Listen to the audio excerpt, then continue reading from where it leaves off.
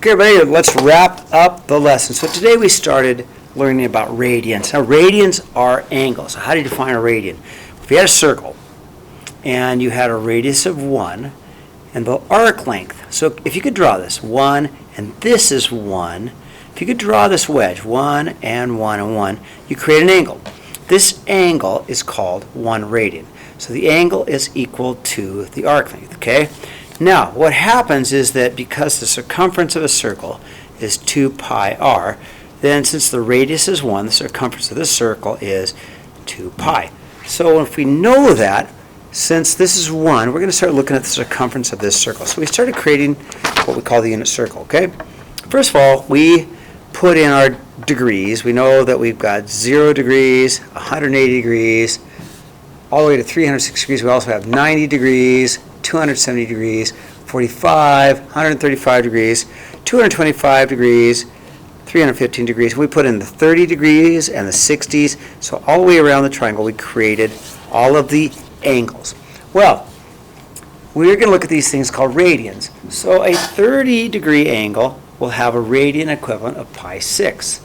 45 degrees, a radian equivalent of pi 4. So we just filled in the unit circle from its radian equivalent because we know that this is pi, because it's a circumcircle, this is 2 pi, and so we just started dividing up the circle into pi pieces, okay? So we created the unit circle because we have equivalent. So if we have a 30-degree angle, that's an angle, and its radian equivalent is pi 6, okay? 7 pi 4ths is equivalent to 315 degrees. These are the same angle, one's in terms of degrees, and the other's in terms of an angle that equals its arc length, okay? So then we went back and we talked about being able to convert. So using the unit circle, convert the following angles to radians. So 120 degrees, 120 degrees right here is a radian of 2 pi thirds. Negative 30 degrees, well, negative 30 degrees is here, which is an 11 pi 6, or it's a negative pi 6, okay?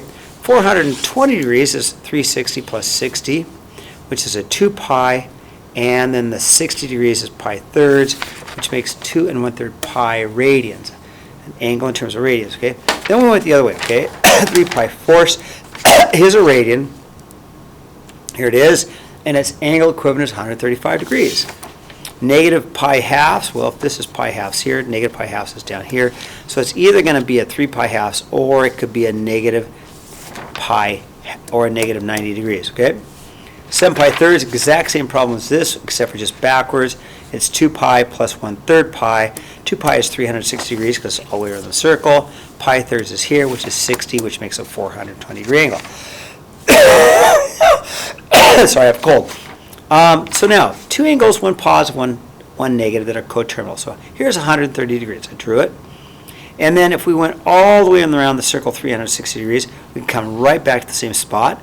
So 490 degrees is the exact same angle. Now we could also rotate the circle backwards. If we went backwards 360 degrees, negative 230 degrees. So all three of these angles are at the exact same spot. It's just a matter of how much of rotation. Then we did the same thing with radians. 5 pi 6 is about here. But if we want to rotate all the way around, we'd add 2 pi to it. So another angle would be 2 and 5, 6 pi, which is 17, 6 pi. These angles are the same. Or we rotate it backwards. So we subtract the 2 pi. I got a common denominator. Subtract it, I got a negative 7 pi 6. Okay? Now on the back side, we talked about what happens if it's not on the unit circle. So we got all the conversions on this unit circle, okay? Which is nice. 5 pi 6, 150. All of these are equivalent. Degree, radian. But if it's not on the circle, we need a formula. So here, if we want to change something from degrees to radians, we have a formula.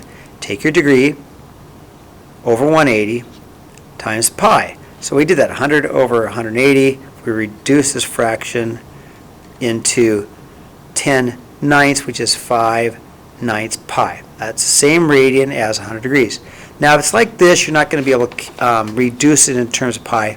So we just use a calculator. We went 112.26 times pi divided by 180. We got an answer of 1.96. Now, that seems weird. That just seems like, how can that be an angle? But it is. We know if this is 3.14, then about a 1.96 is somewhere around here. Well, we know it's about 112 degrees. Okay? Then we wanted to convert the other way. If we got a radian and we want to convert it to degree, we have this formula, okay? It's just the same formula, but just the opposite, okay? So 180 over pi times your radian. So I took 180 over pi, and I multiplied it times my radian.